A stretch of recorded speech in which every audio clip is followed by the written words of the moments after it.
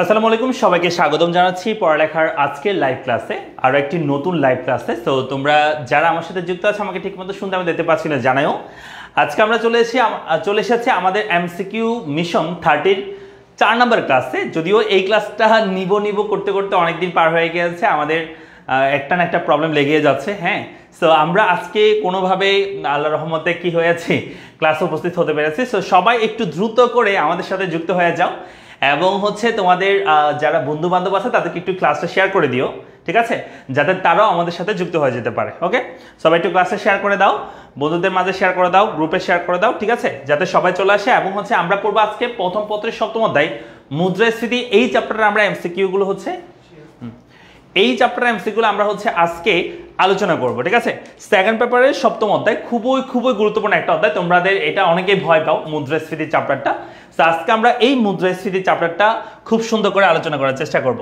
সবাই একটু দ্রুত করে জয়েন করে ফেলো আমার সাথে যারা আছে, এবং আশা করি তোমরা ঠিকঠাক মতো দেখতে এবং শুনতে পাচ্ছ।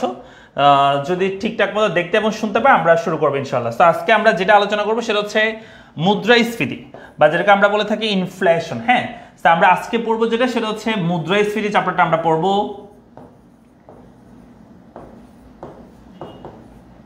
ঠিক আছে, তো দ্রুত করে সবাই যুক্ত হয়ে যাও, দ্রুত যারা আছো দ্রুত যুক্ত হয়ে যাও। আমাদের সাথে ঋতু আছে, ঋতু সালাম দিয়েছে। আচ্ছা, আজকে ফাইনালি ক্লাসটা ওয়েট করেছিলাম। কেমন আছেন ভাই? আলহামদুলিল্লাহ ভালো আছি।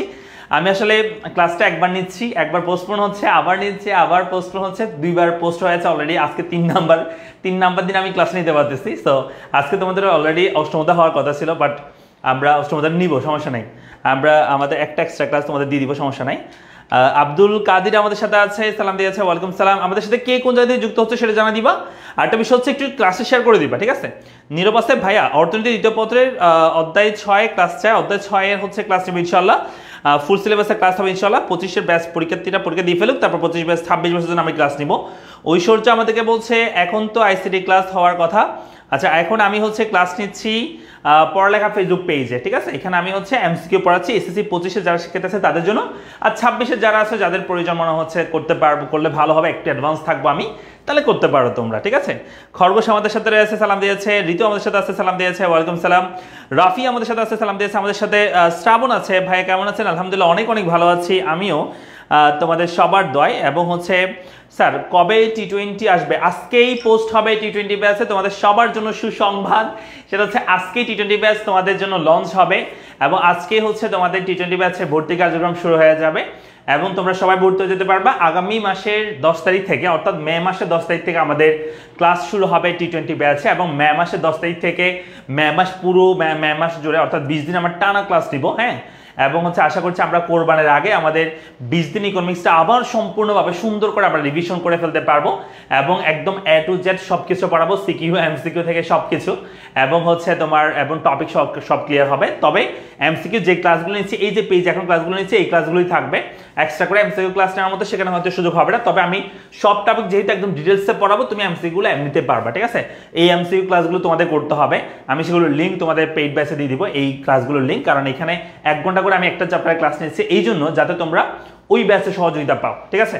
সো যেটা বলছিলাম সেটা জান্নাত আছে আমাদের সাথে, সালাম দিয়েছে। আমাদের সাথে আনোয়ারুল হক আমাদের সাথে রয়েছে, সালাম দিয়েছে। তোমাদের টি20 ব্যাচ আজকেই লঞ্চিং হয়ে যাবে, আজকেই তোমরা টি20 ব্যাচে ভর্তি হতে পারবে, এবং তোমরা 10 তারিখ থেকে আমাদের ক্লাস শুরু হবে, ঠিক আছে।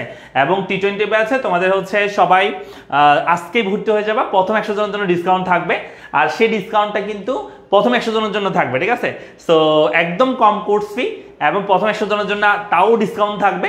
সো একদম দ্রুত আজকেই পোস্ট করলে আজকে ভর্তি হয়ে যাবে, ঠিক আছে। সবাই পেজে মেসেজ দিয়ে আজকে ভর্তি হয়ে যাবে। আর তারপর অর্ণব আমাদের বলছে, আচ্ছা, তারপর বিজয় আমাদের সাথে রয়েছে, সালাম দিয়েছে। আমাদের সাথে উর্মি আছে, মেনশন করেছে, থ্যাংক ইউ। যারা মেনশন করতেছে, নীরব আছে আমাদের সাথে। ভাই 8টা অধ্যায় পড়লে কি A+ পাওয়া যাবে? 8টা অধ্যায় বলতে আমাদের তো 6টা অধ্যায় আছে একটা পেপারে। হ্যাঁ, ফার্স্ট পেপারে 6টা, সেকেন্ড পেপারে 6টা ইকোনমিক্সে। সো 6টা থেকে মিনিমাম 5টা পড়তে হবে, তাহলে তুমি A+ পাবা। তবে প্রথম পত্র ইকোনমিক্স ফার্স্ট পেপারে দ্বিতীয় অধ্যায় যেটা সেটা অবশ্যই কম্পালসারি পড়তে হবে। এটার সাথে তুমি আর 4টা পড়ো, সমস্যা নেই, তুমি A+ পাবা। হ্যাঁ, আফি আমাদের সাথে রয়েছে, সালাম দিয়েছে, ওয়ালাইকুম সালাম। আমাদের সাথে জান্নাত আছে, মেনশন করেছে। আমাদের সাথে শিলা আছে, মেনশন করেছে, থ্যাংক ইউ। ফাহিম আছে আমাদের সাথে, সালাম দিয়েছে, ওয়ালাইকুম সালাম। আমাদের সাথে আপন আছে, ভাইয়া নেটওয়ার্ক নেত্রকোনা থেকে দেখতে পাচ্ছে, ওকে। অজিত আমাদের সাথে রয়েছে, অজিত বলছে কেমন আছেন স্যার? আলহামদুলিল্লাহ ভালো আছি। সুলতান আমাদের সাথে রয়েছে, সুলতানা শরীফা সালাম দিয়েছে, ভাইয়া কেমন আছেন? ভালো আছি আলহামদুলিল্লাহ, তোমরা কেমন আছো সবাই?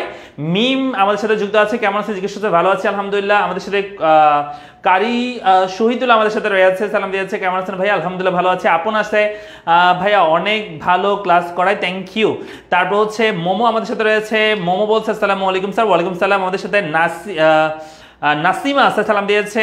তারপর হচ্ছে সুনিয়া ইসলাম আমাদের সাথে রয়েছে, সালাম দিয়েছে। আমাদের সাথে রয়েছে আহমেদ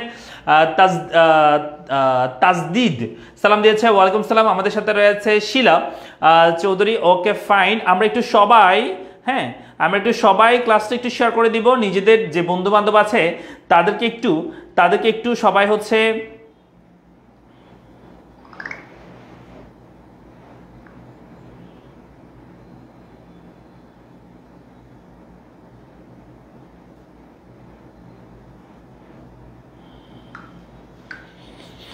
যারা বন্ধু বান্ধব আছে তাদেরকে একটু শেয়ার মেনশন করে দাও। হ্যাঁ, আমরা এখনই ক্লাসটা শুরু করে দিচ্ছি।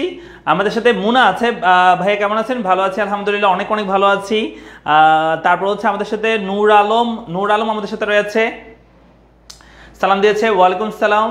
বাকিরা যুক্ত হয়ে যাও। ঋতু আছে, ভাইয়া কালকে ওয়েট করে অবস্থা খারাপ হয়েছিল, আজকে হ্যাপি। আচ্ছা, আমি কালকে ক্লাসটা নিতে চেয়েছিলাম, কিন্তু হচ্ছে আমাদের হঠাৎ করে আমাদের অফিসের আমাদের যে বিদ্যুতের মিটার সেটা হঠাৎ করে লক হয়ে যায়, সো যার কারণে ক্লাসটা নিতে পারি নাই, ঠিক আছে। সো আরমান আছে আমাদের সাথে, সালাম দিয়েছে, ওয়ালাইকুম সালাম। সবাই একটু শেয়ার করে দাও, হ্যাঁ সবাই একটু শেয়ার করে দাও। আমি এত করে বারবার করে তোমাদের কাছে রিকোয়েস্ট করে বলে যে একটু শেয়ার করে দাও, একটু মেনশন করে দাও, শেয়ার করে দাও, কেউ শেয়ার করে না। ক্লাস শেষে দেখা যায় যে আমি দেখি যে 10 জনই শেয়ার করছে, 12টা শেয়ার হয়েছে, 15টা শেয়ার হয়েছে, হ্যাঁ কিন্তু ক্লাস করছে 100 জন, 110 জন, কিন্তু শেয়ার করে মাত্র 10টা, 12টা, 15টা। একটু শেয়ার করলে কিছু হয়? হ্যাঁ, একটু ভাইকে হেল্প করো। সাব্বির বলছে আসসালামু আলাইকুম। ওয়ালাইকুম সালাম। জিতু আছে, সবাই শেয়ার করে শেয়ার ডান লেখা একযোগে, নিজের ওয়ালে শেয়ার করলে হবে, কোথাও শেয়ার করার দরকার নেই, জাস্ট নিজে শেয়ার বাটনে ক্লিক করে জাস্ট পোস্ট করে দাও, ঠিক আছে। ক্লাস শেষ হলে তুমি আবার ডিলিট করে দিও। এসপি স্টোরি আছে, আদাব বলছে। তারপর আমাদের সাথে রয়েছে আব্দুল কাদির মেনশন করেছে, থ্যাংক ইউ। আয়শা রয়েছে আমাদের সাথে। স্যার আগে কয়টা ক্লাস হয়েছে? এমসিকিউর জন্য আগে 3টা ক্লাস হয়েছে, দ্বিতীয়, তৃতীয় এবং হচ্ছে চতুর্থ অধ্যায়ের উপর। সবগুলো ক্লাস আমাদের ইউটিউব চ্যানেলে আপলোড করা আছে এবং পড়ালেখা পেজও দেওয়া আছে, তোমরা সেখান থেকে দেখতে পারবা, ঠিক আছে। মুনা আমাদের সাথে রয়েছে, ডান বলছে। সবাই শেয়ার করে একযোগে ডান লিখো, হ্যাঁ সবাই শেয়ার করে ডান লিখো, আমি ক্লাস এখন শুরু করে দিব। জান্নাতুল ফেরদৌস রয়েছে, আসসালামু আলাইকুম ভাইয়া। ওয়ালাইকুম সালাম। আমাদের সাথে নূর আলম রয়েছে, আসসালামু আলাইকুম স্যার কেমন আছেন? আমরা 100 হলে ক্লাস শুরু করবো, 100 হলে ক্লাস শুরু করে দিব, ঠিক আছে। 100 হলে ক্লাস শুরু করে দিব। সবাই 100 জন করো দ্রুত, সবাই কমেন্ট শেয়ার মেনশন করে গ্রুপে শেয়ার করে 100 জন করো দ্রুত সবাই, এটা সবার দায়িত্ব, ঠিক আছে, সবার দায়িত্ব 100 জন ফিল আপ করা। জান্নাতুল ফেরদৌস আছে, ভাইয়া কেমন আছেন? ভালো আছে আলহামদুলিল্লাহ। খরগোশ আছে, ডান বলছে, থ্যাংক ইউ। আপন আছে, ডান বলছে। নাহার আছে আমাদের সাথে, ডান বলছে। ফাহিম আছে, ডান বলছে, থ্যাংক ইউ। যারা শেয়ার করতেছো এবং সবাই উড়াদৌড়া শেয়ার করো এবং 100 জন দ্রুত করে নাও। আমরা 100 জন হইলেই ক্লাস শুরু করে দিচ্ছি। তোমরা যদি 100 জন মানুষ না থাকো আমার ক্লাস নিতে তো ভালো লাগবে না, ঠিক আছে। জান্নাত আছে, কালকে ক্লাস ইউটিউবে দেন নাই কেন স্যার? কালকে ক্লাস কোন দুইটা? ইংলিশ এবং হচ্ছে আইসিটি। আচ্ছা দিয়ে দিবে, ঠিক আছে, আজকে দিয়ে দিবে। তারপর হচ্ছে রাকিবুল ইসলাম বলছে আসসালামু আলাইকুম, share done, thank you. Mitu আছে, সালাম দিয়েছে, ওয়ালাইকুম সালাম। নাসিমা আছে আমাদের সাথে, ডান বলছে। আর বেশি লাগবে না, আমাদের 63 জন হয়ে গিয়েছে, আর কয়েকজন লাগবে মাত্র, আমরা 100 জন হলে ক্লাস শুরু করে দিব। সুমাইয়া আমাদের সাথে রয়েছে, সালাম দিয়েছে। আমাদের সাথে সাব্বির রয়েছে, ভাইয়া আমি আগের ক্লাস করি নাই, নো প্রবলেম। আজকে হচ্ছে আমাদের মুদ্রাস্মৃতি চ্যাপ্টারের ক্লাস হবে। সো মুদ্রাস্মৃতি চ্যাপ্টার তুমি যদি আগে একটু পড়ে থাকো, সো তুমি এমসিকিউ সলভ করবে, এটা কোনো ব্যাপার না, তুমি পারবাই। মৌ বলছে আমাদের সাথে, আপনি কেমন আছেন স্যার? আলহামদুলিল্লাহ, তোমাদের সবার দয়া এবং আল্লাহর রহমতে ভালো আছি। আমাদের সাথে তারমিন আমাদের সাথে রয়েছে, সালাম দিয়েছে, ওয়ালাইকুম সালাম। মৌ বলছে আসসালামু আলাইকুম। ওয়ালাইকুম সালাম। সামি আমাদের সাথে রয়েছে, সালাম দিয়েছে, ওয়ালাইকুম সালাম। আমরা একটু কুবরা শিফা আমাদের সাথে রয়েছে, সালাম দিয়েছে, ওয়ালাইকুম সালাম। মোমো আমাদের সাথে শেয়ার ডান বলছে। সবাই শেয়ার করে শেয়ার ডান লিখবে। 100 জন চাই, সবাই 100 জন তোমাদের সবার দায়িত্ব। 100 জন হলে আমি ক্লাস শুরু করবো, ঠিক আছে। 100 জন করো সবাই, ওরা শেয়ার করো যেমনে পারো। 70 জনের মতো হয়ে গেছে, আর 30 জন লাগবে শুধু। 70 জনের 70টা শেয়ার করলে 30 জন 1 মিনিটে চলে আসবে, 30 জন, ঠিক আছে। মিতু আমাদের সাথে রয়েছে। তারপর হচ্ছে স্যার এটা কি অ্যাডমিশনের ক্লাস? না, এটা হচ্ছে এইচএসসি যারা শিক্ষার্থী তাদের ক্লাস, এইচএসসি 25 বিশেষ করে এবং 26 দুইটার জন্য।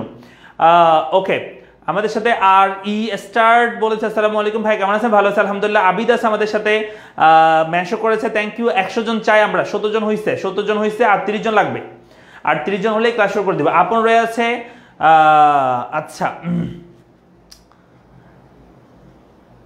বুঝে নাই নায়ক ভাইয়া আমারে, তোমার কথা বুঝে নাই আমি। তারপর হচ্ছে জিতু রয়েছে, স্যার ইউটিউবের চ্যানেলটা কোথায় পাবো? ইউটিউব চ্যানেল হচ্ছে আমাদের পড়ালেখার যে নাম আছে, পেজের নাম, সেই নাম দিয়ে তুমি সার্চ করলে ইউটিউবে পেয়ে যাবা, নাম পেয়ে যাবা। তারপর হচ্ছে আমাদের সাথে রয়েছে উর্মি রয়েছে, আমাদের সাথে উর্মি বলছে ভাইয়া আমি ইকোনমিক্স কিছুই পারি না, নো প্রবলেম, তুমি আমাদের হচ্ছে পজিশন যদি হয়ে থাকো, আমাদের T20 ব্যাচ শুরু হবে আজকে থেকে, সেই ব্যাচে তুমি ভর্তি হয়ে যেতে পারো। এবং হচ্ছে 26-এর হলে আমাদের জিরো টু হিরো ব্যাচ আছে, সেখানে ভর্তি হয়ে যেতে পারো। হ্যাঁ, আর অল সাবজেক্ট প্রয়োজন হলে তাহলে আমাদের 25-এর জন্য র্যাপিড ব্যাচ এবং 26-এর জন্য আমাদের হচ্ছে গোল্ডেন ব্যাচ শুরু হয়েছে, 2 দিন হয়েছে গোল্ডেন ব্যাচ শুরু হয়েছে, সেই ব্যাচে ভর্তি হতে পারো। তারপর হচ্ছে জাকির আমাদের সাথে রয়েছে, ভাইয়া T20 কখন? আজকেই পোস্ট হবে, আজকে ভর্তি হয়ে যেতে পারবা, আজকে পোস্ট হবে। 80 জনের মতো হয়ে গিয়েছে, আমাদের আর মাত্র 20 জন দরকার, আমি ক্লাস শুরু করবো, আর 20 জন হলে ক্লাস শুরু করবো। দ্রুত করো, দ্রুত করো, তোমাদের সময় নষ্ট হচ্ছে তো। 80 জন হয়ে গিয়েছে, দ্রুত করো সবাই, শেয়ার করো। সাজ্জাদ আসতে, সাজ্জাদ হোসেন বলছে আসসালামু আলাইকুম, এটা মনে করিও না আরেকজন শেয়ার করবে আমি বসে থাকি, একটু শেয়ার করলে কোনো কষ্ট হয় না। হ্যাঁ, মানে একটু শেয়ার করো, একটু কষ্ট করো। আয়েশা বলছে T20 ব্যাচ এটা কি পড়ানো হবে? T20 ব্যাচে শুধু ইকোনমিক্স পড়ানো হবে, শুধু ইকোনমিক্স, ঠিক আছে। কুবরা শিফা আছে, অনেকগুলো শেয়ার ডান, থ্যাংক ইউ। আলফি রয়েছে আমাদের সাথে, আলফি বলছে মেসো করেছে অনেকগুলো, অনেক অনেক ধন্যবাদ। আমাদের সাথে দেবনাথ আছে, রুদ্রা দেবনাথ আছে, আদাব স্যার কেমন আছেন? ভালো আছি আলহামদুলিল্লাহ। শিলা আছে আমাদের সাথে ইকোনমিক্স। হ্যাঁ, তারপর হচ্ছে মোহাব্বত নাকি মোহাব্বত, আচ্ছা মোহাব্বতুল্লাহ। আচ্ছা যাই হোক, এই আমি এসএসসি 26 ব্যাচে আমি করতে পারবো। হ্যাঁ অবশ্যই, এইটা এসএসসি 26-25 সবাই করতে পারবে। জাকি বলছে কোর্স ফি কত? T20 ব্যাচে কোর্স ফি হচ্ছে 599 টাকা, এবং প্রথম 100 জনের জন্য ডিসকাউন্ট থাকবে, সেটা হচ্ছে 499 টাকা, মাত্র 499 টাকাতে ভর্তি হতে পারবে প্রথম 100 জন। আজকে পোস্ট হলে আজকে ভর্তি হয়ে যাও, কারণ 100 জন খুব দ্রুত হয়ে যায় এই ব্যাচে। হ্যাঁ, তো সেজন্য হচ্ছে আজকে পোস্ট করলে আজকে ভর্তি হয়ে যাবে। তারপর হচ্ছে জাকির বলছে আমাদেরকে র্যাপিড ব্যাচে আছি, T20 ব্যাচে ডিসকাউন্ট পাবো না। T20 ব্যাচে ডিসকাউন্ট হচ্ছে প্রথম 100 জনের জন্য ডিসকাউন্ট, দ্রুত ভর্তি হয়ে গেলে 100 টাকা ডিসকাউন্ট পাবা, ঠিক আছে।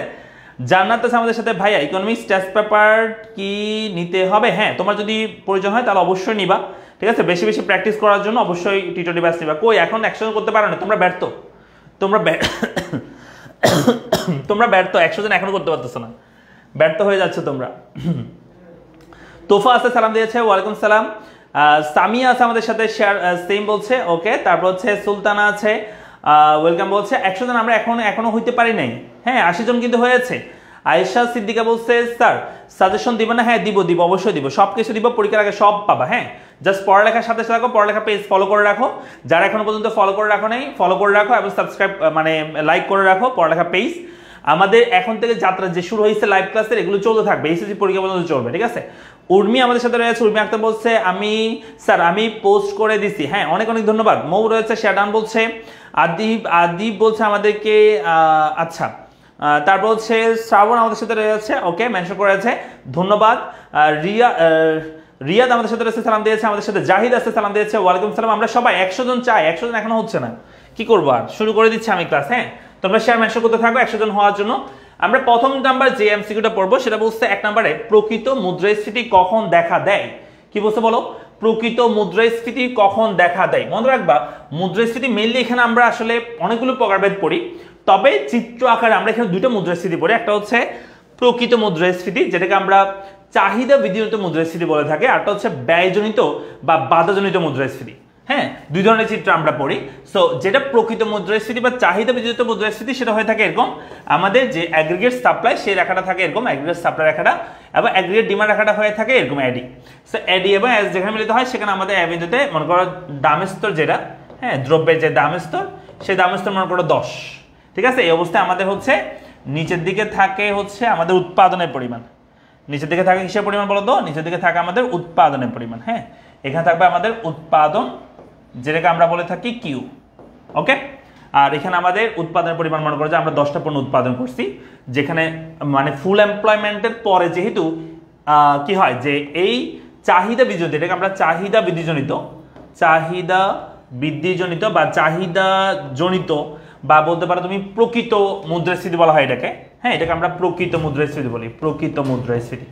অন্যদিকে যেখানে আমাদের এই যোগান স্থির থাকে বা বলতে পারো তুমি ফুল এমপ্লয়মেন্ট হয়ে যায় বিদায় যোগানটা আর বাড়ানো পসিবল হয় না, যোগান রাখাটা লম্বকের সমান্তরাল হয়, কারণ এই প্রকৃত মুদ্রাস্ফীতি বা চাহিদা বিজনিত মুদ্রাস্ফীতি হয় ফুল এমপ্লয়মেন্টের পরে, যার কারণে এসটা লম্বকের সমান্তরাল হয়।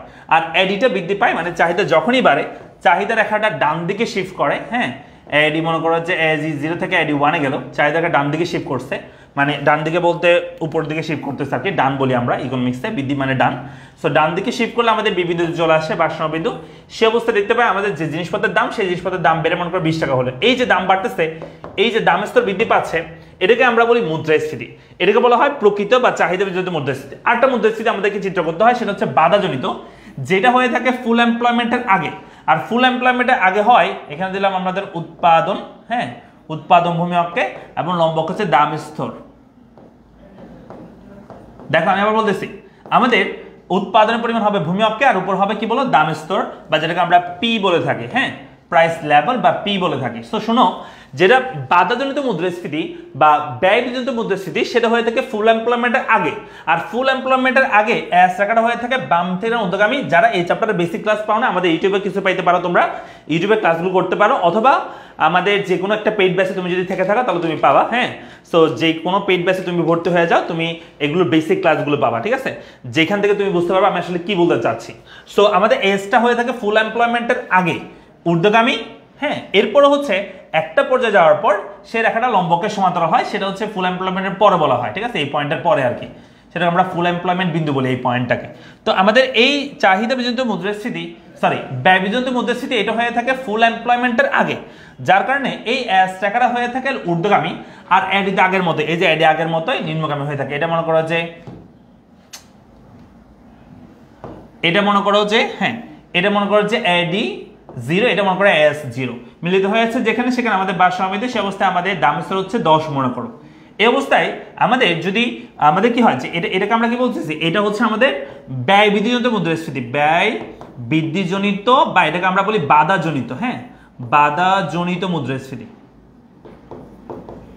তো ব্যয় বৃদ্ধিজনিত বা বাধাজনিত মুদ্রাস্ফীতি যদি বলি, ব্যয় বৃদ্ধিজনিত বা বাধাজনিত মুদ্রাস্ফীতি হচ্ছে ফুল এমপ্লয়মেন্টের আগে হয়ে থাকে, যার কারণে এস রেখাটা লম্বগামী এবং এডি রেখাটা নিম্নগামী হয়ে থাকে। তো বাধা বা ব্যয় বৃদ্ধি মানে বোঝায় যোগানের ব্যয় বৃদ্ধি, মানে উৎপাদন খরচ বৃদ্ধি পাওয়া, হ্যাঁ উৎপাদন খরচ, বা বলতে পারো তুমি হচ্ছে কোনো দ্রব্যের উৎপাদন খরচ বা ব্যয় বৃদ্ধি পাওয়া।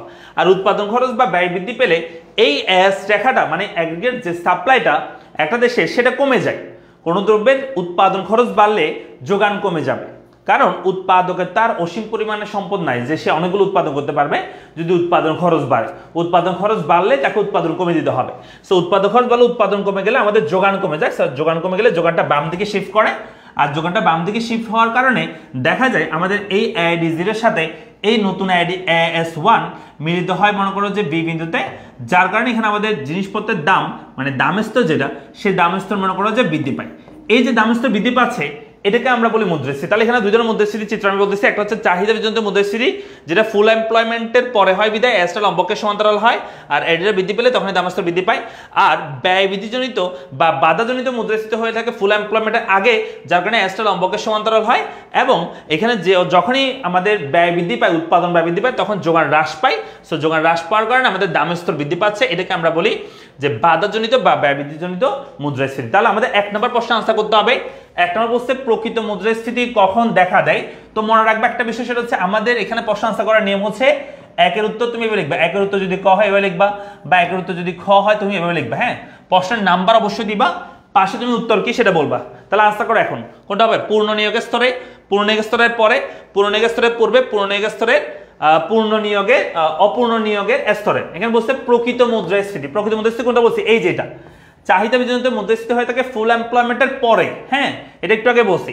আর বাধাজনিত বা ব্যয়জনিত মুদ্রাস্ফীতি হয়ে থাকে ফুল এমপ্লয়মেন্টের আগে, ঠিক আছে। তো আগে আর পরেটা আমি তোমাদেরকে বোঝাই বলি। এই অ্যাসটা, এই যে অ্যাগ্রিগেট সাপ্লাই, এটা প্রথম ঊর্ধ্বগামী হয়, তারপর লম্বকের সমান্তরাল হয়।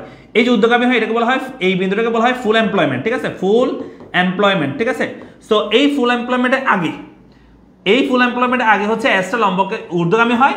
এই ফুল এমপ্লয়মেন্টের পরে মানে এই বিন্দুটার পরে অ্যাসটা হচ্ছে লম্বকের সমান্তরাল হয়, ক্লিয়ার। এই অ্যাসটা লম্বকের সমান্তরাল হয় ফুল এমপ্লয়মেন্টের পরে, তাই এখানে অ্যাসটা লম্বকের সমান্তরাল। আর এটা হচ্ছে অ্যাসটা ঊর্ধ্বগামী, কারণ এটা ফুল এমপ্লয়মেন্টের আগে, এটাকে আমরা ফুল এমপ্লয়মেন্ট বিন্দু বলে থাকি, ক্লিয়ার। তাহলে আনসার করো, তাহলে আনসার করো কি হবে? মুদ্রাস্ফীতি কখন দেখা দেয়? মুদ্রাস্ফীতি কখন দেখা দেয় কি বলবা? মুদ্রাস্ফীতি কখন দেখা দেয়? পূর্ণ নিয়োগের পরে নাকি পূর্ণ নিয়োগের আগে? হ্যাঁ, পূর্ণ নিয়োগের স্তরে নাকি পূর্ণ নিয়োগের পূর্বে, কোনটা হবে? বা অপূর্ণ নিয়োগের স্তরে, কোনটা হবে?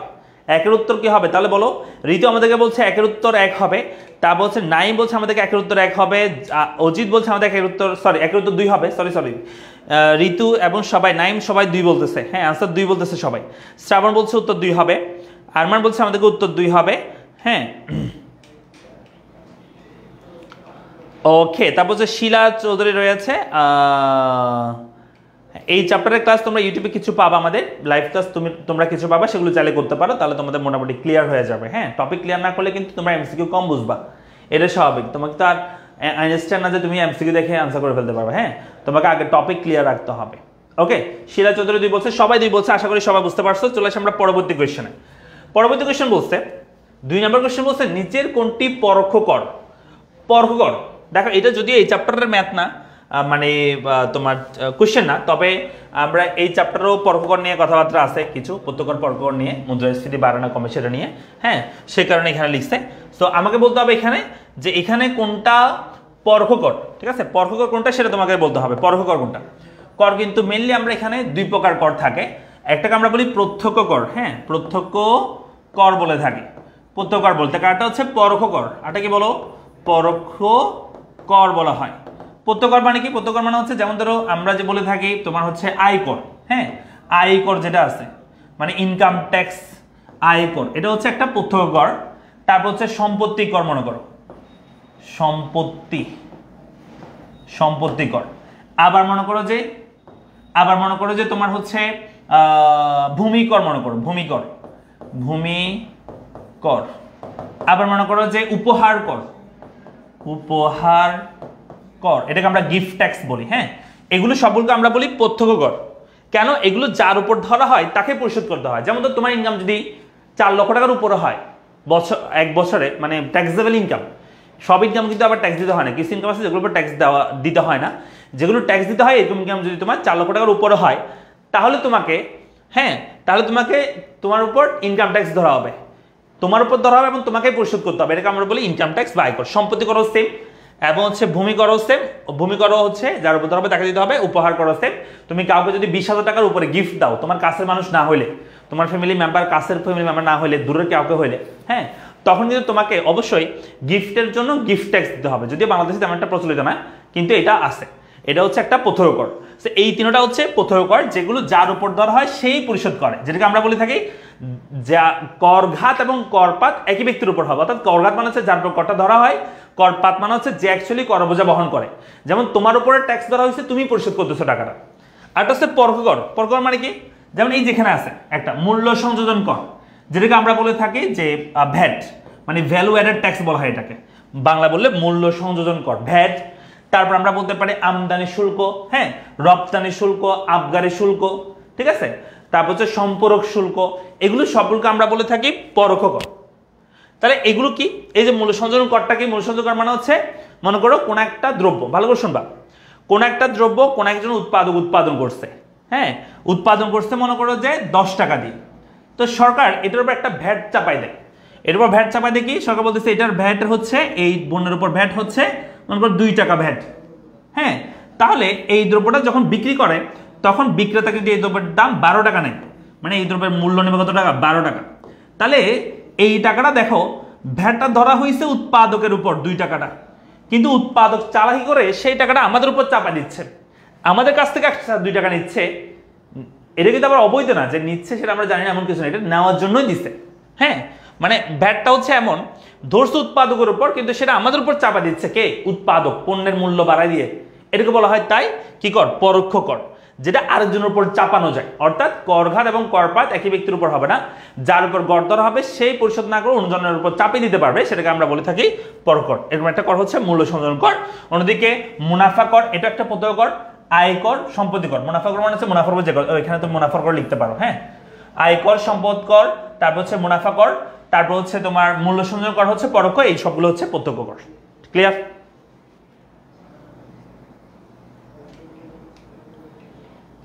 আমরা কি বুঝছি? পারবো? চলে আসি এরপরে। তাহলে এটা গেলে এটা হচ্ছে আমাদের হবে মূল্য সংযোজন কর, পরোক্ষ কর। 3 নম্বর কোশ্চেন বলছে একটি দেশের দাম স্তর 2020 সালে 50 টাকা, 2021 সালে 53 টাকা। দাম স্তর মানে জিনিসপত্রের দাম আর কি, ঠিক আছে? তো ওই দেশে মুদ্রাস্ফীতির হার কত বের করতে বলছে। মুদ্রাস্ফীতির হার বের করার সূত্র তোমরা জানো? মুদ্রাস্ফীতির হার বের করার সূত্র হচ্ছে, আমরা যদি মুদ্রাস্ফীতির হার বের করতে চাই কোনো একটা নির্দিষ্ট বছরে, মুদ্রাস্ফীতির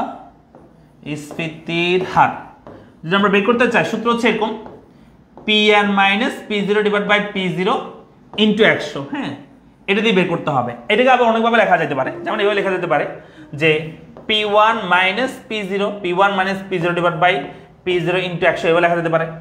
অথবা লেখা যেতে পারে এরকম যে PT minus PT minus 1 divide by P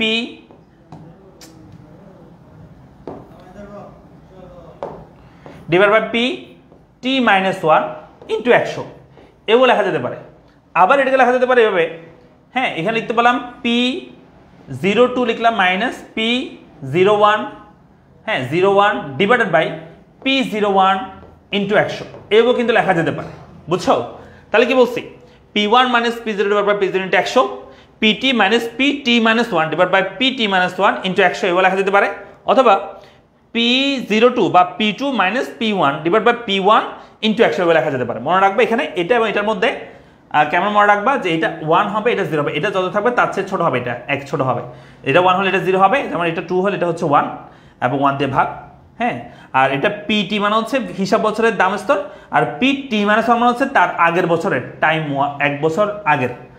T minus 1 মানে হচ্ছে আগের বছর বোঝাচ্ছে, PT মাইনাস 1 মানে হচ্ছে তার আগের বছরের দাম স্তর ইন্টু 100। তার মানে এখানে মূল জিনিস কি, PN মানে হচ্ছে হিসাব বছরের দাম, যে বছর আমি মধ্যস্থিতি বের করতে যাচ্ছি সে বছরের দাম স্তর। P0 মানে হচ্ছে তার আগের বছর বা বৃত্তি বছরের দাম স্তর, যেটার সাথে আমি তুলনা করতেছি সেটা, এবং হচ্ছে এটাও বৃত্তি বছরের দাম স্তর ইন্টু 100।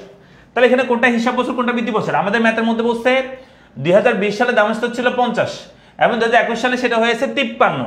তাহলে ওই দেশের মধ্যস্থিতি হার কত? তার মানে ওই 2021 সালে মানে যেটা আপডেট বছর সেটা হচ্ছে আমাদের হিসাব বছর, সেই বছরে আমাদের মধ্যস্থিতি হার বের করতে বলছে। তাহলে আপডেট বছর 2021 সালে দাম স্তর কত? 53। তাহলে এখানে লিখলাম 53 মাইনাস আমাদের আগের বছর কত ছিল বলো? আগের বছর ছিল 50, তাহলে 50 দিয়ে ভাগ করবে, 100 দিকে করে দিব, গুণ করে দেবে, তাহলে আমাদের আনসার বের হয়ে যাবে। এটা আনসার করলে কত পার্সেন্ট আসে বের করতে তোমরা? আনসার কি 6%? হ্যাঁ, আনসার যদি 6% হয় তাহলে এটাই আনসার। দেখো বুঝছো কিনা, দেখো পারবে কিনা, দেখো সবাই।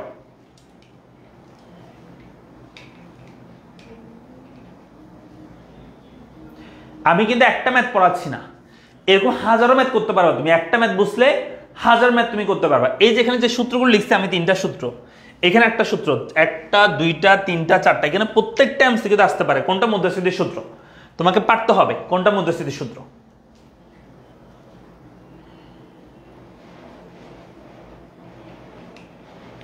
আপনার ক্লাসগুলো ইউটিউবে সার্চ করলে পানি, কারণ ইউটিউবে আমাদের পড়ালেখা পেজে যাবা, পড়ালেখা চ্যানেলে যাবা। হ্যাঁ, পড়ালেখা চ্যানেলে গিয়ে তারপর তুমি কি করবা, প্লেলিস্টে গেলে বা ভিডিওতে গেলে তুমি পেয়ে যাবা। আনসার হচ্ছে 6%। ওকে, চলে আসি আমরা পরবর্তী কোশ্চেনে। পরবর্তী কোশ্চেন হচ্ছে 4 নম্বর কোশ্চেন। দেখো হচ্ছে নিম্নে কোনটি মুদ্রাস্ফীতির প্রধান কারণ, মানে মুদ্রাস্ফীতির প্রধান কারণ কোনটা? 1 সামগ্রিক চাহিদা বৃদ্ধি পেলে, 2 নম্বর অর্থের যোগান বৃদ্ধি পেলে, সরকারি ব্যয় বৃদ্ধি পেলে, উৎপাদন খরচ বৃদ্ধি পেলে। হ্যাঁ, কোনটার কারণে মুদ্রাস্ফীতির প্রধান কারণ বলছে, মুদ্রাস্ফীতি কেন সবচেয়ে বেশি হয়, মুদ্রাস্ফীতি হওয়ার প্রধান কারণ কোনটা? দেখো, উৎপাদন খরচ বৃদ্ধি পেলে মুদ্রাস্ফীতি হয়, সরকারি ব্যয় বৃদ্ধি পেলে মুদ্রাস্ফীতি হইতে পারে। হ্যাঁ, তারপর হচ্ছে অর্থের যোগান বৃদ্ধি পেলেও, অর্থের যোগান বৃদ্ধি পেলে হচ্ছে অর্থের মূল্য কমে যায়, হ্যাঁ তখন মুদ্রাস্ফীতি হতে পারে। সামগ্রিক চাহিদা মানে এগ্রিগেট ডিমান্ড বৃদ্ধি পেলে মুদ্রাস্ফীতি বৃদ্ধি পারে। তবে এটা সবচেয়ে অ্যাপ্রোপ্রিয়েট কোনটা? 4-এর উত্তর করো, সবচেয়ে অ্যাপ্রোপ্রিয়েট কোনটা? সবচেয়ে অ্যাপ্রোপ্রিয়েট কোনটা? মুদ্রাস্ফীতির প্রধান কারণ কোনটা হবে? অনেকে বলছে সরকারি ব্যয়, অনেকে বলছে অর্থের যোগান বৃদ্ধি, হ্যাঁ অনেকে বলছে সামগ্রিক চাহিদা বৃদ্ধি। ও আচ্ছা, সামগ্রিক চাহিদা বৃদ্ধি কেউ বলে নাই। তারপর হচ্ছে উৎপাদন খরচ বৃদ্ধিও কেউ বলে নাই। দেখি সবাই জানো কি হবে আনসার। মুদ্রাস্ফীতির প্রধান কারণ কোনটি? মুদ্রাস্ফীতি কেন সবচেয়ে বেশি হয়, এটা কারণ বলতে হবে। মুদ্রাস্ফীতির প্রধান কারণ কোনটি?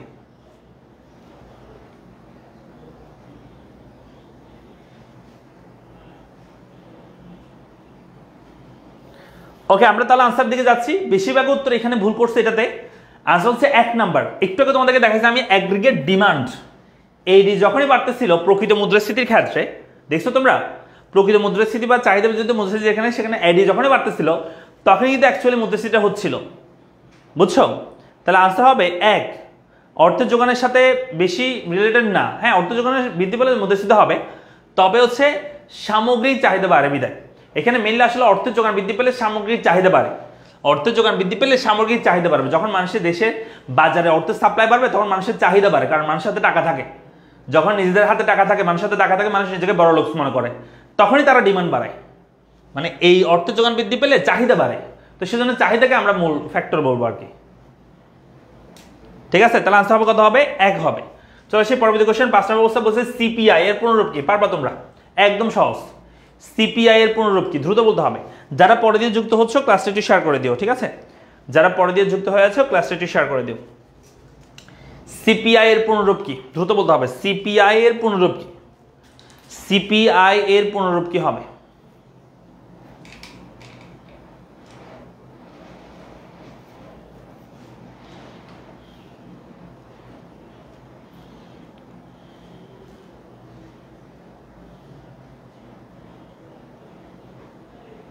না, মুদ্রাস্ফীতি বৃদ্ধির কারণে চাহিদা বাড়ে। চাহিদা শুধু মুদ্রাস্ফীতি বৃদ্ধির কারণে বাড়ে, অন্য কারণেও বাড়তে পারে। সেজন্য চাহিদাকে আমরা মূল ফ্যাক্টর দেবো, যেহেতু প্রকৃত মুদ্রাস্ফীতি চাহিদা বৃদ্ধির কারণে হয়। র্যাপিড বুকের প্রাইস হচ্ছে 400 টাকা, ফুলের ফিস হচ্ছে 460 টাকা।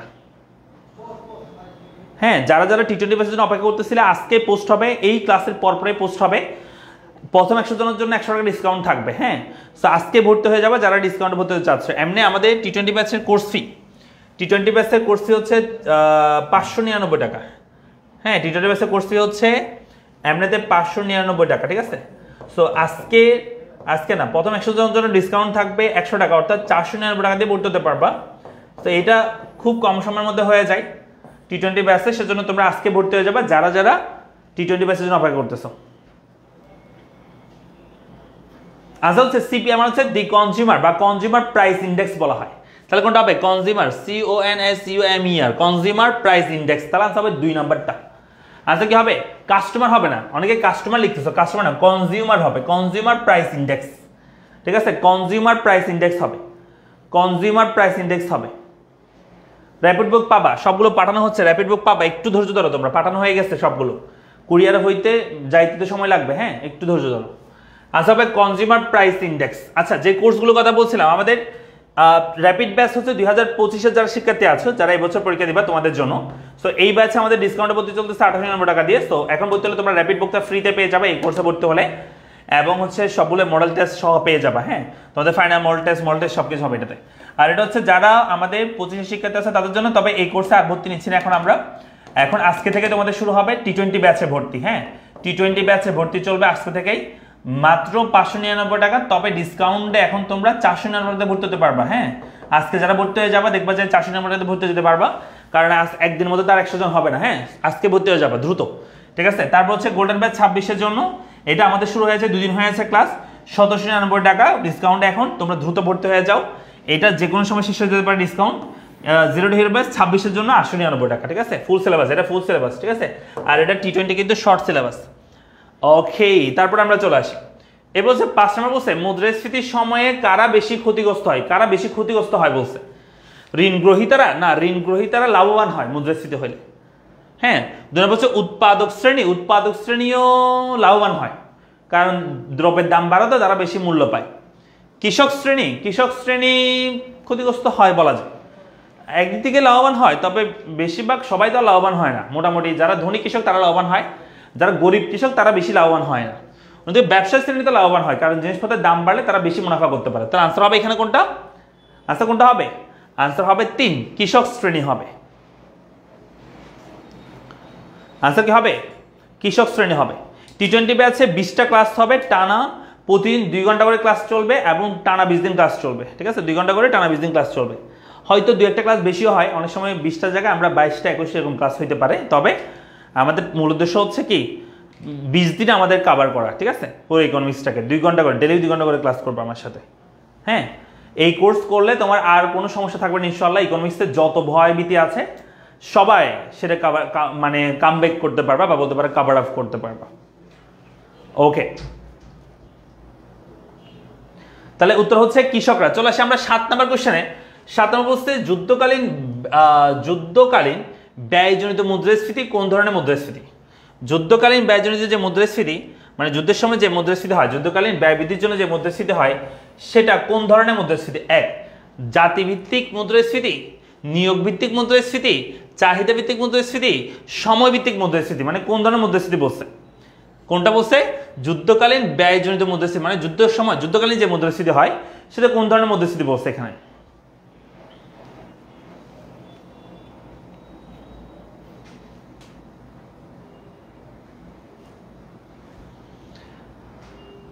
ওকে, তাহলে আনসার করো। বলছে যুদ্ধকালীন ব্যয়জনিত মুদ্রাস্ফীতি কোন ধরনের মুদ্রাস্ফীতি আনসার হবে? আনসার করো সবাই। 7 এইভাবে লিখবা, 7 উত্তর কত সেটা লিখবা, ঠিক আছে? 7 উত্তর ক হলে এভাবে লিখবা, ঠিক আছে? তো 7 উত্তর কত সেটা লিখবা, মানে কিভাবে লিখবা সেটা বলতেছি। 7 উত্তর কত সেটা লিখবা।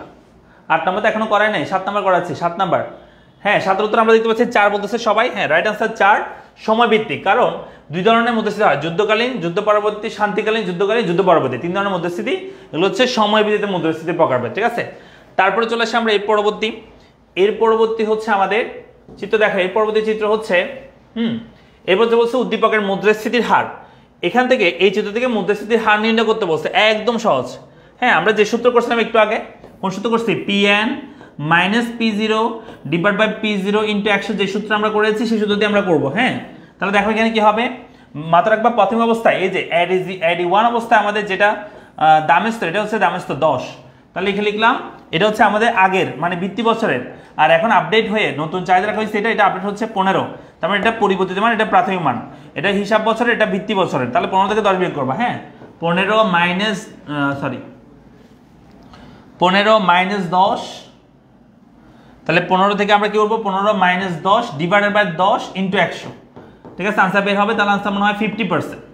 আনসার কি 50%? দেখো আনসার 50% কিনা। তাহলে আনসার হবে 8 এর আনসার কত হবে? 50%। 8 এর আনসার কত হবে? 50% হবে। হ্যাঁ, তাহলে মুদ্রাস্ফীতির হার হচ্ছে কত হবে? 50%।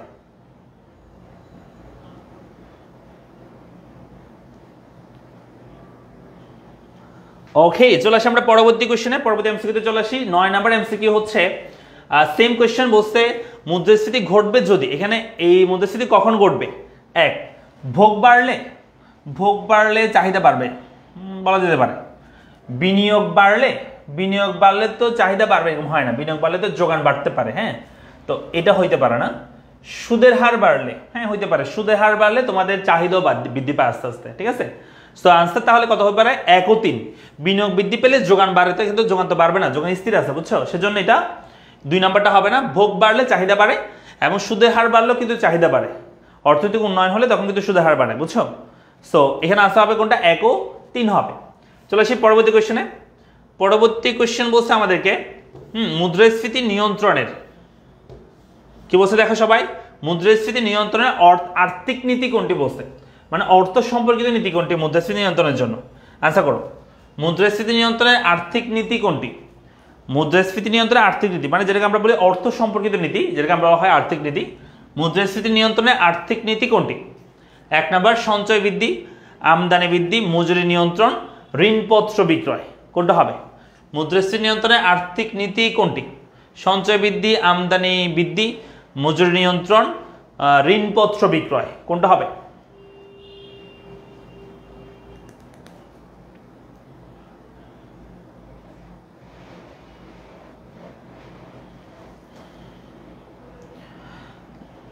একটা দেশে অর্থনৈতিক উন্নতি হলে মানে জিনিসপত্রের দাম বাড়লে তখন আসলে সুদের হারও বৃদ্ধি পায়, বুঝছো? মানুষের চাহিদা বৃদ্ধি পায় আর কি, অর্থের ফ্লো বাড়ার কারণে ঋণের চাহিদা বাড়ে আর কি।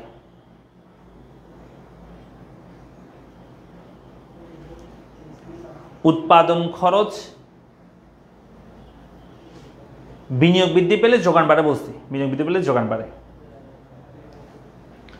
10 আনসার কি হবে তাহলে? 10 আনসার বলছে মুদ্রাস্ফীতি নিয়ন্ত্রণে আর্থিক নীতি হচ্ছে সঞ্চয় বৃদ্ধি, আমদানি বৃদ্ধি, মজুরি নিয়ন্ত্রণ, ঋণপত্র বিক্রয়।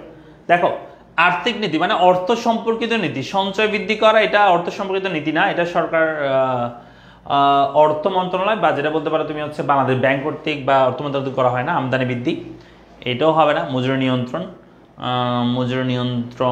এটাও হবে না, এটা হচ্ছে আর্থিক নীতির মধ্যে পড়ে না।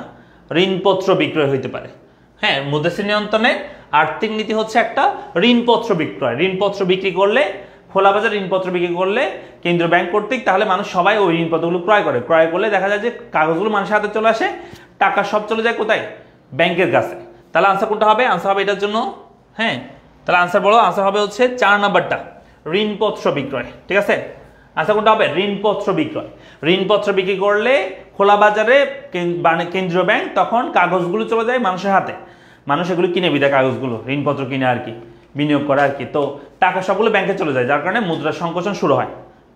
হ্যাঁ তাহলে আনসার হবে ডি। এরপর আমরা চলে আসি 11 নাম্বারটা। 11 নম্বর বলছে নিচের কোনটি মুদ্রাস্ফীতির কারণ। মুদ্রাস্ফীতির কারণ কোনটা বলছে, মুদ্রাস্ফীতি কেন হয় আর কি, মুদ্রাস্ফীতির কারণ কোনটা। এক, অর্থের যোগান হ্রাস, অর্থের যোগান হ্রাস পেলে মুদ্রা সংকোচন হবে, মুদ্রাস্ফীতি না।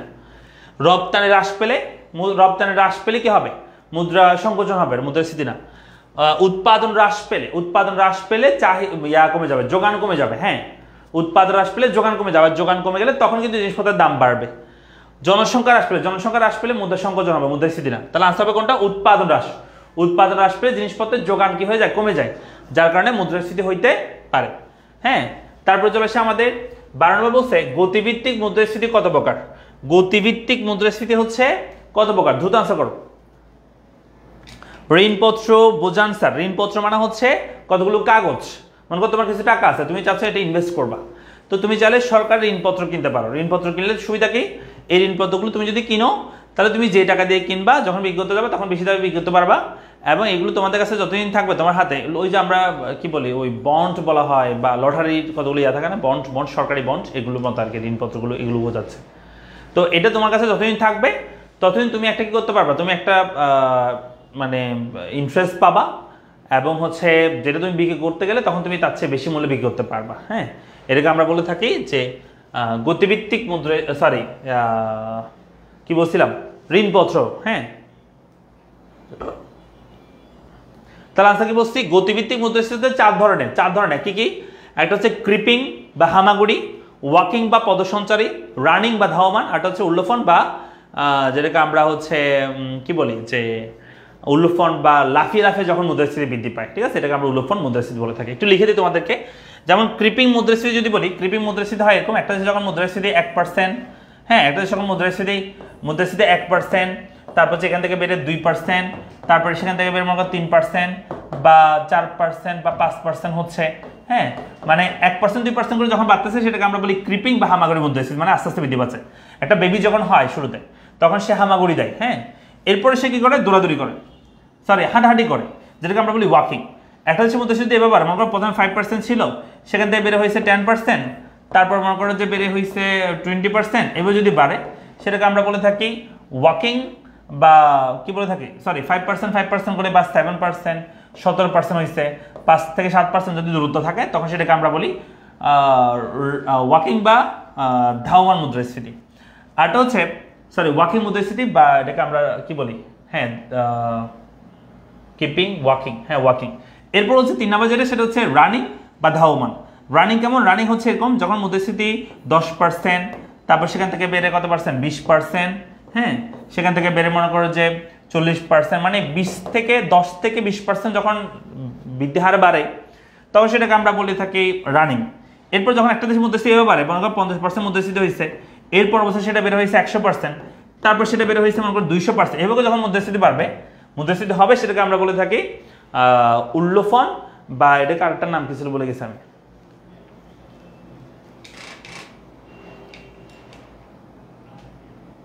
যেটা লাফিয়ে বৃদ্ধি পায়।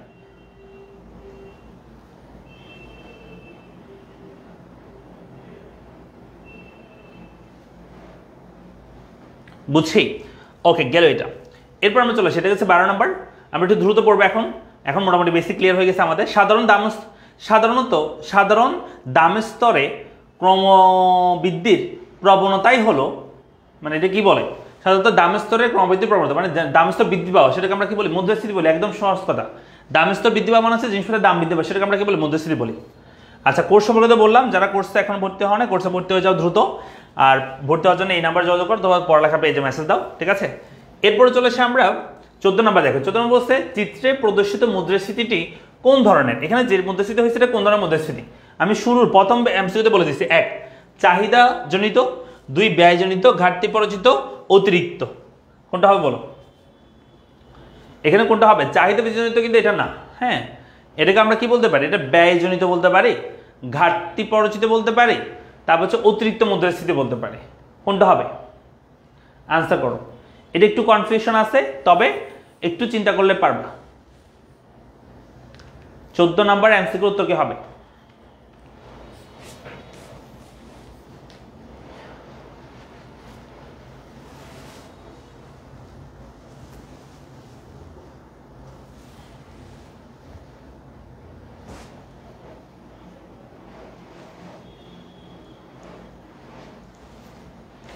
অনেক দেখতে পাচ্ছি বলছে 13 নম্বর অঙ্ক বলছে 2 নম্বর ব্যয়জনিত বলতেছে, অনেকে ঘাটতি পরিচিত, না ঘাটতি পরিচিত কেউ বলতেছে না। আচ্ছা, বলছে একজন, ঘাটতি পরিচিত একজন বলতেছে, আমি দেখতে পাচ্ছি। এই দুটোর মধ্যে কনফিউশন আসলে, একটা হচ্ছে ব্যয়জনিত, একটা হচ্ছে ঘাটতি পরিচিত।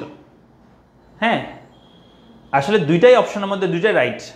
ব্যয়জনিত বলতে যায় এটাকে, আবার ঘাটতি পরিচিত বা ঘাটতিজনিত মুদ্রাস্ফীতি এটাকে আমরা বলতে পারি, ঠিক আছে? তো হ্যাঁ, আনসার হবে কি?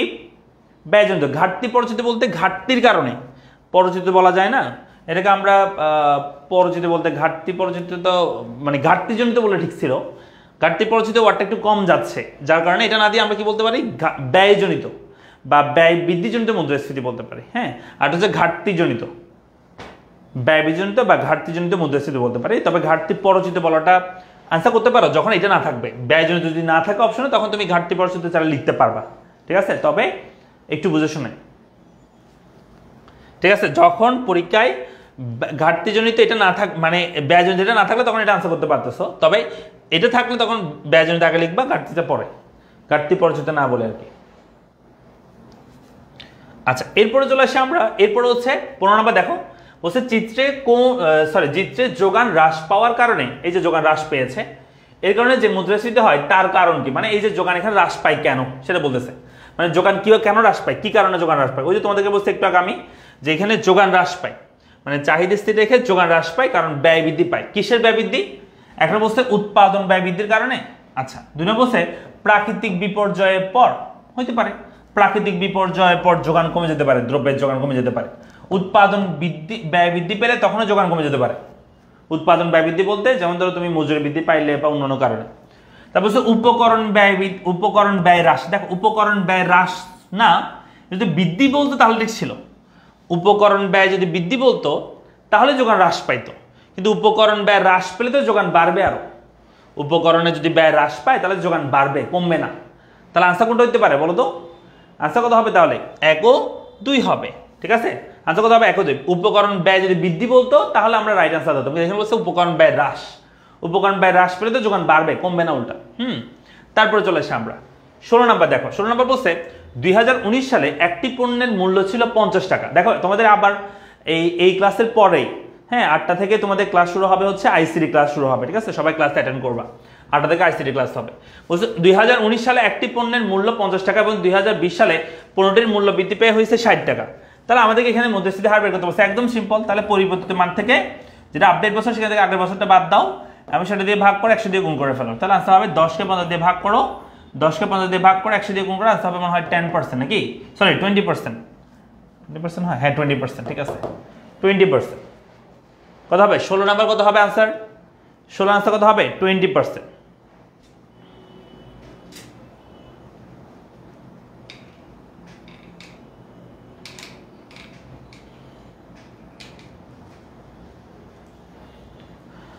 ওকে, এরপর আমরা চলে আসি পরবর্তী কোশ্চেনে। পরবর্তী কোশ্চেন হচ্ছে বলছে উদ্দীপকের আলোকে নিচে 2টি প্রশ্নের উত্তর দাও। এই চিত্রের মধ্যে কি বলছে? 1 নম্বর প্রশ্ন বলছে চিত্রটি কি নির্দেশ করে? চাহিদা পরিচিত মুদ্রাস্ফীতি, ব্যয় পরিচিত মুদ্রাস্ফীতি, অতি উৎস মুদ্রাস্ফীতি, উল্লফন মুদ্রাস্ফীতি। তাহলে আনসার করতে হবে কোনটা, এটা কোন ধরনের মুদ্রাস্ফীতি হবে। আমি কিন্তু বলে দিয়েছি প্রথম এমসিকিউতে, কিন্তু আমি বলে দিয়েছিলাম এটা কোন ধরনের মুদ্রাস্ফীতি হবে। প্রথম এমসিকিউতে কিন্তু বলে দিয়েছিলাম। আনসার করো 17 কি হবে? এটা হচ্ছে চাহিদা বিধিজনিত, বা এটাকে আমরা প্রকৃত মুদ্রাস্ফীতি বলি, তাই না? তাহলে এখানে প্রকৃত লেখা নাই, কিন্তু চাহিদা পরিচিত আছে, মানে চাহিদা বিধিজনিত বোঝাচ্ছে আর কি, ঠিক আছে? তাহলে আনসার কত হবে? 17 বি হবে না। ব্যয় বিধিজনিত না, ব্যয় বিধিজনিত হয় যোগানের ক্ষেত্রে, এস যখন কমে যায় সেটা, বুঝছো? আনসার হবে 17 চাহিদা পরিচিত। 18 নম্বর দেখো, 18 নম্বর বলছে এস রেখা নির্দেশ করে, মানে এই যে এস রেখাটা, এই লম্বকের সময় এস রেখাটা সেটা কি নির্দেশ করে? সামগ্রিক যোগান রেখা, হ্যাঁ ঠিক আছে, অ্যাগ্রিগেট সাপ্লাই। যোগান স্থির, হ্যাঁ তাও ঠিক কথা, যোগান এখানে কিন্তু স্থির বোঝাচ্ছে, এসটা 20 যোগান স্থির। সামগ্রিক চাহিদা না, এসটা তো সামগ্রিক যোগান, চাহিদা কেমন হবে? 1 ও 3 হবে তাহলে আনসার, সরি 1 ও 2 হবে আনসার, ঠিক আছে, 1 ও 2 হবে। এরপরে চলে আসে আমরা 19 নাম্বার দেখো। 19 নাম্বার বলছে অধিক পরিমাণ অর্থ বা মুদ্রা অল্প পরিমাণ দ্রব্যের পেছনে ধাবিত হওয়ার নাম মুদ্রাস্ফীতি। এটা কে বলেছেন? হ্যাঁ, এটা কে বলছে যে অধিক পরিমাণ অর্থ অল্প পরিমাণ দ্রব্যের পেছনে ধাবিত হওয়া? বিষয়টা হচ্ছে এমন, আগে আমরা সবাই পকেটে ভরে টাকা নিয়ে যেতাম, মানে বস্তায় ভরে বাজার নিয়ে আসতাম বাজার থেকে। হ্যাঁ, এখন তো একটু দাম কমছে সব জিনিসের, তবে মাঝখান দিয়ে যেটা হয়েছিল আর কি, তোমাদের সবার প্রিয়, তোমাদের জননেত্রী, তোমাদের আপা, হ্যাঁ, যখন দেশ চালাচ্ছিল তখন জিনিসের দাম অনেক বেশি বেড়ে গেছিল। তো যেটা হয়েছিল তখন আমরা পকেটে ভরে, আগের কালে আমরা পকেটে ভরে টাকা নিয়ে যেতাম এবং হচ্ছে কাঁধে করে বাজার নিয়ে আসতাম। আর তখন যেটা হয়েছিল জিনিসপত্রের দাম বৃদ্ধির ফলে তখন দেখা যেত আমরা কাঁধে করে টাকা নিয়ে যাচ্ছি, পকেটে করে আমরা কি নিয়ে আসতেছি, মানে বাজার করে নিয়ে আসতেছি। এটাই যে অধিক পরিমাণ অর্থ বা মুদ্রা অল্প পরিমাণ দ্রব্যের পেছনে ধাবিত হওয়াকে বলছে মুদ্রাস্ফীতি। কার বলছে? এটা কে বলছে? উক্তিটি কার? আনসার হচ্ছে কুলবন, ঠিক আছে। আনসার কি হবে?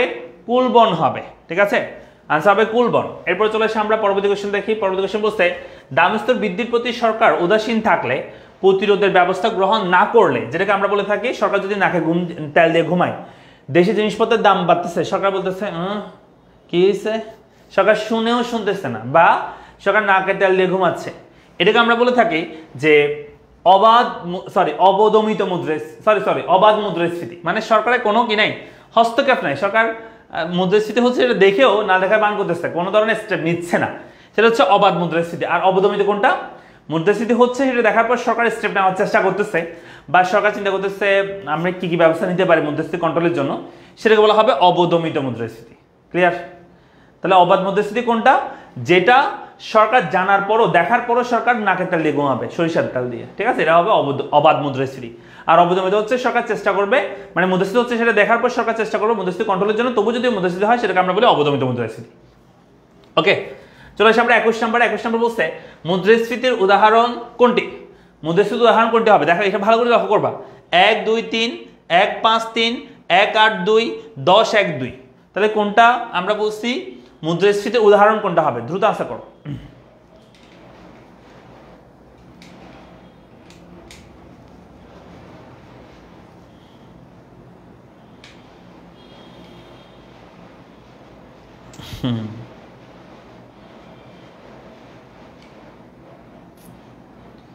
ইস্যু বলছে শুধু আমাদের আপা নাকি? আপনারও তো না, আমার আপা হয় না, আমার হচ্ছে আন্টি হয়। হ্যাঁ,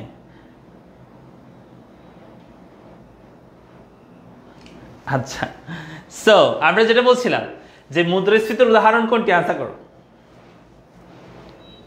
আচ্ছা হচ্ছে 1। অনেক আবার এটা খেয়াল করবো, মাথা রাখবো, মুদ্রাস্ফীতি মানে হচ্ছে ক্রমাগত দামস্তর বৃদ্ধি পাইতে হবে। হ্যাঁ, ক্রমাগত দামস্তর বৃদ্ধি, অর্থাৎ জিনিসের দাম একটু ক্রমান্বয়ে বাড়তে থাকতে হবে। প্রথমে বৃদ্ধি পাইছে, তারপর হ্রাস পেলে হবে না। এটা বৃদ্ধি পাইছে, তারপর কমে গেছে, এটা হবে না। বৃদ্ধি পাইছে, তারপর কমে গেছে, এটা হবে না। প্রথমে বেশি ছিল, কমে গেছে, হবে না। বৃদ্ধি পাইতে থাকতে হবে, হ্যাঁ, সিকোয়েন্সটা হবে এরকম, বৃদ্ধি পাইতে থাকতে হবে, তখন সেটাকে আমরা মুদ্রাস্ফীতি বলবো। ওকে, এরপর চলে এসে আমরা 21 নাম্বারটা দেখো, সরি 22 নাম্বার আমরা দেখবো এখন। 22 নম্বর বলছে পদসঞ্চারের মুদ্রাস্ফীতি কি ভিত্তিক? পদসঞ্চারের মুদ্রাস্ফীতি কি ভিত্তিক? তোমাদের একটু আগে বলছিলাম আমি, ক্রিপিং, ওয়াকিং, রানিং এবং হচ্ছে উল্লফন। ক্রিপিং ওয়াকিং মানে হচ্ছে যেটাকে আমরা পদসঞ্চারী বলি, আর রানিং মানে হচ্ছে ধাবমান, অর্থাৎ দৌড়াদৌড়ি করলে জায়গা সেটা, ঠিক আছে। সো তাহলে আনসার করতে হবে পদসঞ্চারের মুদ্রাস্ফীতি হচ্ছে গতিভিত্তিক। আমরা একটু আগে বলেছিলাম আরেকটা কোশ্চেনে, আমার আন্টিটা মিস করতেছো? আচ্ছা আচ্ছা, মোহাম্মদ শাহনওয়াজ এরিক বলছে অফিসে গেছি আপনাকে দেখি নাই। কোন টাইমে আসতো বাবা তুমি? আমি হয়তো বাইরে ছিলাম, অফিসের বাইরে ছিলাম, হ্যাঁ, অথবা ক্লাসে ছিলাম। আচ্ছা তাহলে কি বলছে পদসঞ্চারী মুদ্রাস্ফীতি কি ভিত্তিক বলছে, আনসার হবে গতিভিত্তিক। হ্যাঁ তাহলে আনসার হবে গতিভিত্তিক। চলে আসি পরবর্তী কোশ্চেনে, বলছে 23 নাম্বারটা হচ্ছে মুদ্রাস্ফীতি হলে যেটি প্রয়োজন, মুদ্রাস্ফীতি হলে কি প্রয়োজন? উৎপাদন বৃদ্ধি করা। হ্যাঁ উৎপাদন বাড়লে যোগান বাড়বে, তো সো মুদ্রা সংকোচন দেখা দিবে, এটা হইতে পারে এক নাম্বার। মজুরি বাড়ানো, না মজুরি বাড়লে আরো মুদ্রাস্ফীতি বেশি হবে। টাকা ছাপানো, আরো মুদ্রাস্ফীতি বেশি হবে। ঋণের সরবরাহ বৃদ্ধি করে আরো মুদ্রাস্ফীতি বেশি হবে। হ্যাঁ তাহলে আনসার হবে কোনটা? উৎপাদন বৃদ্ধি। উৎপাদন বৃদ্ধি পেলে যোগান হ্রাস পায়, যোগান বৃদ্ধি পাবে, দ্রব্যের যোগান বৃদ্ধি পেলে তখনই দাম হ্রাস পাবে। ঠিক আছে, তাহলে আনসার হবে কত? 23 আনসার হবে 1। এরপর হচ্ছে কোর্স সম্পর্কে বললাম, যারা যে কোর্সে ভর্তি হয়ে যেতে পারো। 24 নম্বর বলছে কোনটি ব্যয় বৃদ্ধিজনিত মুদ্রাস্ফীতির কারণ? কি বলছে? কোনটি ব্যয় বৃদ্ধিজনিত মুদ্রাস্ফীতির কারণ? ব্যয় বৃদ্ধি পায় কেন মুদ্রাস্ফীতি কোনটি কারণে? 1 নতুন নোট ছাপালে, না। দ্রব্যের উৎপাদন হ্রাস পেলে, না। বাণিজ্যিক ব্যাংক ঋণ প্রদান, তাও না। শ্রমিকের মজুরি বাড়লে, হ্যাঁ শ্রমিকের মজুরি বাড়লে আমাদের দ্রব্যের উৎপাদন খরচ বাড়বে, হ্যাঁ যার কারণে যোগান হ্রাস পাবে। তাই এখানে কোনটি ব্যয় বৃদ্ধিজনিত? তাহলে হবে শ্রমিকের মজুরি বৃদ্ধি পেলে আমাদের যোগান কি হয়ে যাবে? কমে যাবে, কারণ মজুরি বৃদ্ধি পেলে ব্যয় বাড়বে। বুঝছো? 25 নম্বর বলছে মুদ্রাস্ফীতি ঘটলে অর্থের মূল্য বা জনগণের ক্রয় ক্ষমতা কি হয়? অর্থের মূল্য বা জনগণের ক্রয় ক্ষমতা কমে যায়, হ্রাস পায়। হ্যাঁ হ্রাস পায় হবে, অর্থের মূল্য হ্রাস পায়, জনগণের ক্রয় ক্ষমতা হ্রাস পায়। কোনটি মুদ্রাস্ফীতির কারণ না? মুদ্রাস্ফীতির কারণ কোনটা নয়? 1 অর্থের যোগান বৃদ্ধি পেলে মুদ্রাস্ফীতি হয়, তাহলে এটা কারণ। মজুরি বা বেতন বৃদ্ধি, এটাও মুদ্রাস্ফীতি হয়। জনসংখ্যা বৃদ্ধি পেলে চাহিদা বাড়ে, মুদ্রাস্ফীতি হতে পারে, এটাও মুদ্রাস্ফীতি। উৎপাদন বৃদ্ধি পেলে মুদ্রাস্ফীতি হয়, মুদ্রা সংকোচন হয় যে। বুঝছো? তাহলে আনসার হবে কোনটি মুদ্রাস্ফীতির কারণে? আনসার হবে 4 নম্বর উৎপাদন বৃদ্ধি পেলে মুদ্রা সংকোচন হয়, মুদ্রাস্ফীতি না। 27 নম্বর বলছে আমাদেরকে ব্যাংক হার বাড়িয়ে মুদ্রাস্ফীতি নিয়ন্ত্রণে গুরুত্বপূর্ণ ভূমিকা পালন করে কোন ব্যাংক? ব্যাংক হার বাড়ানো কমানো এটা করতে পারে একমাত্র একটাই ব্যাংক বাংলাদেশে, সেটা হচ্ছে কেন্দ্রীয় ব্যাংক। হ্যাঁ যেটা বাংলাদেশের প্রেক্ষিতে বলবো আমরা বাংলাদেশ ব্যাংক বা কেন্দ্রীয় ব্যাংক। হ্যাঁ তাহলে আনসার হবে কোনটা? কেন্দ্রীয় ব্যাংক। এরপর বলে 28 নম্বরটা একটু দেখো, বলছে রাজস্ব নীতির মাধ্যমে মুদ্রাস্ফীতি নিয়ন্ত্রণের উপায় হলো। রাজস্ব নীতির মাধ্যমে মুদ্রাস্ফীতি নিয়ন্ত্রণের উপায় কি? রাজস্ব নীতি মানে হচ্ছে সরকার যে নীতিগুলো নিয়ে থাকে, হ্যাঁ রাজস্ব নীতি বলা হয় সেগুলোকে। যেমন মজুরি নিয়ন্ত্রণ, এটা সরকার করতে পারে, সো এটাও ঠিক আছে। ব্যবসায়ী সরকারি আয় ব্যয় হ্রাস বৃদ্ধি, এটাও ঠিক আছে, সরকার করতে পারে। কর হার পরিবর্তন, এটা সরকার করতে পারে। রাজস্ব নীতির মাধ্যমে এগুলো সবগুলো করতে পারে। আনসার হবে 1 2 3 তিনটাই। এরপর চলে আসি 29 নম্বর বলছে অত্যাধিক অর্থের প্রচলনকে মুদ্রাস্ফীতি বলে, কার সংজ্ঞা বলছে এটা? আমরা আরেকটা বলছিলাম একটু আগে, সেটা হচ্ছে কুলবন বলছিল। কুলবন বলছিল কি, যে বেশি পরিমাণ অর্থ, হ্যাঁ স্বল্প পরিমাণ অর্থ, বেশি পরিমাণ অর্থ সামান্য পরিমাণ বা কম পরিমাণ দ্রব্যের পিছনে ধাবিত হওয়া, সেটাকে মুদ্রাস্ফীতি বলছে। কে বলছে? কুলবন। আর এখানে কি বলছে? যে অত্যাধিক অর্থের প্রচলনকে মুদ্রাস্ফীতি বলে, সেটা কে হবে? সেটা হচ্ছে এখানে হট্টে। তোমরা হট্টাবায়ন চিনো? হট্টাবায়ন আমরা চট্টগ্রামের ভাষায় বলি, যেটা হচ্ছে টমেটো, এটাকে আমরা বলি চট্টগ্রামের ভাষায় হট্টাবায়ন। হ্যাঁ হট্টাবায়ন মানে কি? মানে যেটা টক, হ্যাঁ মানে হট্টা বলি, মানে হট্টা বা হাট্টা এটা বলা হয়। যেটা টক জিনিস সেটাকে বলা হয় হাট্টা জিনিস বা হট্টা জিনিস, দেখবেন যেটা টক জিনিস। তো এই মানে যেটা টমেটো বা হট্টাবায়ন যেটা, সেগুলো কিন্তু এই যে হট্টাবায়ন যেটা, সেগুলো কিন্তু খুব তাড়াতাড়ি কি হয়ে যায়? পচে যায়। তোমরা জানো না, টমেটো কিন্তু খুব তাড়াতাড়ি পচে যায়। তো যেটা এই যে প্রচলনকে, এটা বলবো পচে যাওয়াকে। হ্যাঁ তাহলে কি বলছে? অত্যাধিক অর্থের প্রচলনকে মানে পচে যাওয়া জিনিসকে আমরা বলি মুদ্রাস্ফীতি। সেটা কে বলেছে? তাহলে আসা হবে হট্টে, কারণ হট্টাবায়ন তাড়াতাড়ি কি হয়ে যায়? পচে যায়। বুঝছো? তাহলে এইভাবে করে তুমি সংজ্ঞার সাথে এটা মনে রাখবা। তাহলে হট্টে বলছে যে অত্যাধিক পরিমাণ অর্থের প্রচলনকে মুদ্রাস্ফীতি বলে। আরটা কি ছিল? কুলবন কি বলছিল? যে অধিক পরিমাণ অর্থ কম পরিমাণ দ্রব্যের পিছনে ধাবিত হওয়া, সেটাকে বলেছে কুলবন বলেছিল। কে বলেছিল? কুলবন। মনে থাকবে?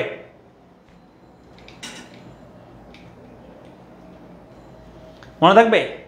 পারবো? লাস্ট আরেকটা এমসিকিউ, এটা করে শেষ, তারপর তোমাদের আইসিটি ক্লাস শুরু হবে।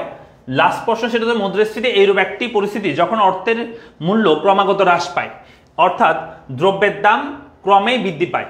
সংজ্ঞাটি কে দিয়েছেন? আরেকজন চলে আসছে, আরেকটা সংজ্ঞা চলে আসছে। এগুলো পরীক্ষা আসে, এই চ্যাপ্টারে এরকম সংজ্ঞা থেকে পরীক্ষা আসে, একটু ভালো করে দেখি এই চ্যাপ্টারগুলো। হ্যাঁ বলছে মুদ্রাস্ফীতি এইরূপ পরিস্থিতি যখন অর্থের মূল্যকে ক্রমাগত হ্রাস করে দ্রব্যের দাম ক্রমেই বৃদ্ধি পায়। এই সংজ্ঞাটি কে দিয়েছেন? আনসার হবে এখানে অর্থবিদ PA মানে পল স্যামুয়েলসন। ঠিক আছে, পল স্যামুয়েলসন হচ্ছে আমাদের কি বলেছে? এই সংখ্যাটা দিয়েছে। লাস্ট শেষ, আমাদের ক্লাস এখানে শেষ। তোমাদের এখন আইসি ক্লাস শুরু হবে। সবাই ভালো থাকো, সুস্থ থাকো। হ্যাঁ সবাই ভালো থাকো, সুস্থ থাকো। দেখা হচ্ছে পরবর্তী ক্লাসে। ওকে আচ্ছা, টক বলি, হট্টা বলি না। টক তো সবাই বলে।